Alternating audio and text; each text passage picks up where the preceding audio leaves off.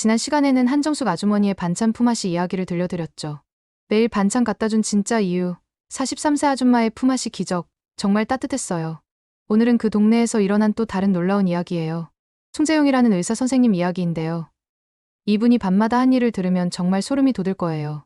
병원비 걱정 없는 우리 동네를 만들어낸 기적, 지금부터 그 감동적인 이야기를 들려드리겠습니다. 1978년 삼선동에 송재용이라는 46세 의사가 개업을 했어요. 서울대 의대를 나온 실력 있는 의사였는데 강남이 아닌 달동네에 병원을 연 거였어요. 동네 사람들이 신기해했어요. 재용 선생님, 왜 이런 가난한 동네에 병원을 내셨어요? 강남에 내시면 돈을 훨씬 많이 벌 텐데요. 송재용이 웃으면서 말했어요. 가난한 사람들일수록 의사가 더 필요하잖아요. 돈 있는 사람들은 어디든 갈 수 있지만 어려운 분들은 갈 곳이 없어요. 하지만 현실은 녹록하지 않았어요. 동네 사람들이 병원비가 부담되어서 아파도 참고 지내는 경우가 많았거든요. 감기 걸려도 약값이 아까워서 그냥 참았어요. 다쳐도 소독약만 바르고 견뎠고요. 선생님, 진료비가 얼마예요? 3,000원입니다. 아, 그럼 됐어요. 그냥 집에서 쉬면 나을 거예요. 송재용이 안타까웠어요. 이래서는 안 되는데. 뭔가 방법이 있을 텐데. 그래서 송재용이 특별한 결정을 했어요. 밤 9시부터 11시까지는 무료 진료를 하기로 한 거예요. 병원 문에 공지를 붙였어요. 야간 무료 진료, 시간 오후 9시 11시. 가벼운 감기, 상처 치료, 소화불량 등 진료비 무료.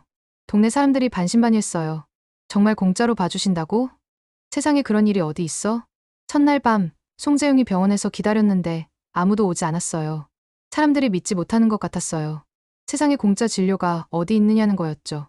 이틀째, 사흘째도 마찬가지였어요. 송재용이 포기하지 않고 계속 기다렸어요. 언젠가는 오실 거야. 정말 아프면 올 수밖에 없어. 그런데 일주일 후 드디어 첫 환자가 왔어요. 한정숙 아주머니였어요.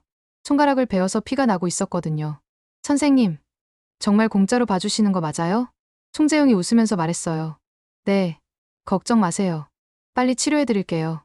송재용이 정성껏 상처를 소독하고 약을 발라줬어요. 그리고 소독약도 챙겨줬어요. 한정숙이 감동했어요. 선생님, 정말 고마워요. 이런 분이 계시다니. 그 소식이 동네에 퍼지면서 사람들이 하나둘씩 오기 시작했어요. 감기 걸린 아이들, 배 아픈 할머니들, 다친 아저씨들. 점점 늘어났어요. 송재용이 정말 꼼꼼하게 진료해줬어요. 유료 진료와 똑같이 성의껏 봐줬거든요.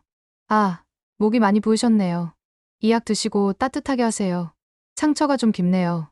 소독 잘하시고 이틀 후에 다시 오세요.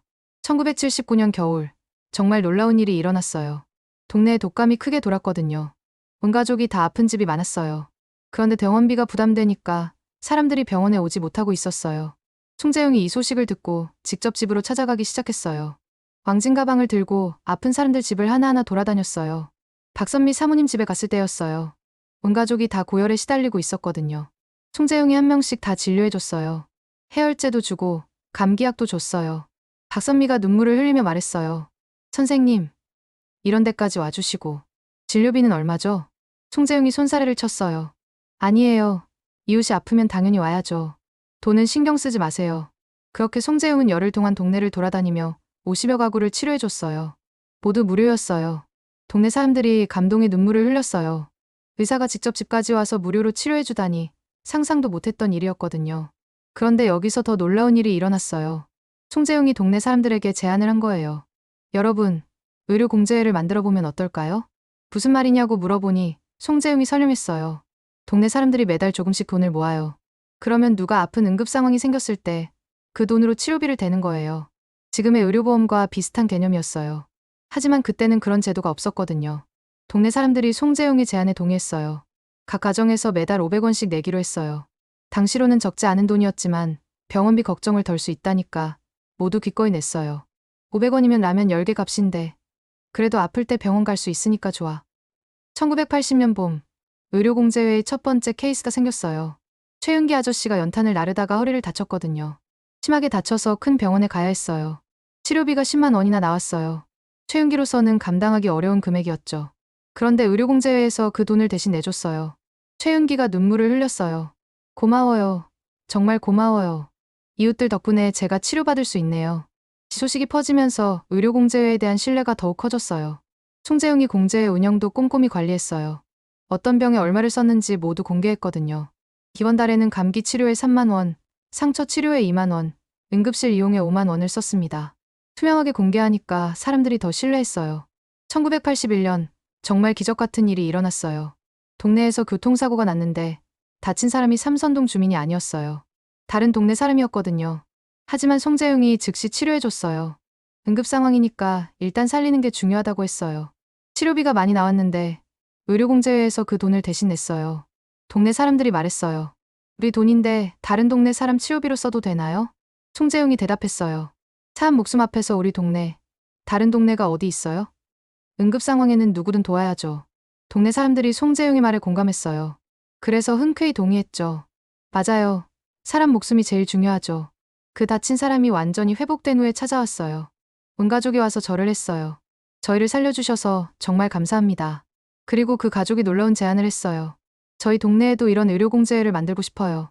선생님이 도와주세요. 그렇게 해서 송재용의 의료공제회가 다른 동네로 퍼져나가기 시작했어요. 1982년에는 5개 동네, 1983년에는 10개 동네가 비슷한 제도를 만들었어요. 송재용이 각 동네를 돌아다니며 설명회도 열고 운영 방법도 가르쳐줬어요. 중요한 건 돈이 아니라 서로 돕겠다는 마음이에요. 그런데 더 놀라운 일이 일어났어요. 송재용의 의료공제회가 너무 성공적이어서 정부에서 관심을 가지기 시작한 거예요. 1985년 정부에서 송재용을 불러다가 상담을 받았어요.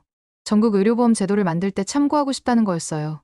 송재용이 자신의 경험을 바탕으로 정부에 조언해줬어요. 제도도 중요하지만 의사와 환자 간의 신뢰가 더 중요해요. 그리고 예방이 치료보다 중요해요. 건강할 때부터 관리하는 시스템이 필요해요. 그렇게 해서 송재용의 아이디어가 전국 의료보험 제도에 반영됐어요. 특히 지역 공동체 중심의 의료 시스템은 송재용의 경험이 크게 도움이 됐어요. 그런데 송재용은 거기서 멈추지 않았어요. 1987년부터는 건강교실을 열기 시작했어요. 동네 사람들에게 건강관리법을 가르쳐주는 거였어요. 병에 걸리고 나서 치료하는 것보다 미리 예방하는 게 중요해요. 매주 토요일 저녁에 건강교실을 열었어요. 고혈압관리법, 당뇨병 예방법, 감기 예방법, 실생활에 도움되는 내용들이었어요. 동네 사람들이 정말 좋아했어요. 이제 몸에 이상이 생기면 뭔지 알겠어요. 집에서도 간단한 응급처치를 할 수 있게 됐어요. 한정숙 아주머니가 말했어요. 선생님 덕분에 우리 가족이 훨씬 건강해졌어요. 김태수 아저씨도 말했어요. 이제 손님들이 아프면 간단한 조언도 해드릴 수 있어요. 1990년대에는 송재용의 아들이 의대에 진학했어요. 아버지의 영향을 받아서 의사가 되고 싶다고 했거든요. 아버지처럼 어려운 사람들을 도와주는 의사가 되고 싶어요. 송재용이 기뻐했어요. 좋아. 하지만 기술만 배우지 말고 마음도 함께 배워라. 지금도 삼선동에는 송재용의 병원이 있어요. 아들이 이어받아서 운영하고 있거든요. 그리고 여전히 무료 진료를 하고 있어요. 아버지의 정신을 이어받아서요. 매주 화요일과 목요일 저녁에는 무료 진료를 해요. 그리고 의료공제회도 계속 운영되고 있어요. 이제는 더 체계적으로 발전했지만요. 송재용의 건강교실도 이어지고 있어요. 아들이 더 전문적인 내용으로 발전시켰거든요. 동네 사람들이 말해요. 송 원장님 덕분에 우리 동네가 이렇게 건강한 곳이 되었다. 한 의사의 따뜻한 마음이 온 동네 사람들의 건강을 지켜낸 거였어요. 병원비보다 무서운 건 질병을 방치하는 거라는 걸 몸소 보여준 이야기죠. 송재용은 말했어요. 의사의 역할은 병을 고치는 것만이 아니에요. 사람들이 건강하게 살 수 있는 환경을 만드는 것도 의사의 몫이에요. 그런 철학이 삼선동을 건강한 마을로 만들었고, 나아가 우리나라 의료 시스템 발전에도 기여한 거였어요. 다음 시간에는 임혜정 아주머니의 약국 할부제 이야기를 들려드리겠습니다. 약값 걱정 없는 우리 동네를 만든 약사님. 정말 감동적인 이야기예요. 구독과 좋아요 잊지 마세요. 감사합니다.